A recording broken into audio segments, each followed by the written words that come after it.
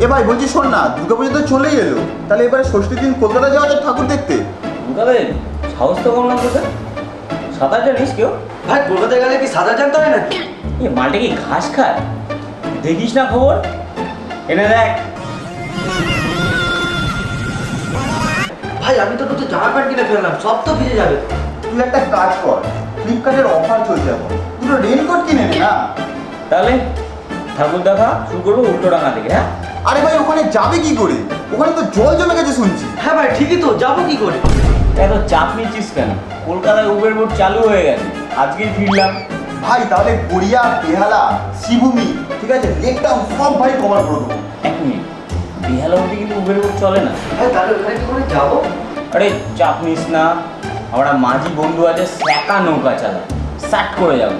কিন্তু সব লোক দেখতে গেলে তো অনেক লেট হয়ে যাবে, বাড়ি ফিরবো কখন? ভাই তাহলে তোর ওই মাঝি বন্ধুটাকে ফোন কর না, যদি ভাই তাড়াতাড়ি শিয়ালদায় ঢুকিয়ে দেয় আর কি। এক সেকেন্ড। হ্যাঁ পচাদা, বলছি বেহালা থেকে তুমি শিয়ালদা নিয়ে আসতে পারবে তাড়াতাড়ি? ওহো, বলছি কত নিচ্ছি? এই দেখতে তো বলছো কলকাতা পুরো জল ভরে গেছে, তোমার জন্য ডিসকাউন্ট করে মাত্র 5,000 টাকা।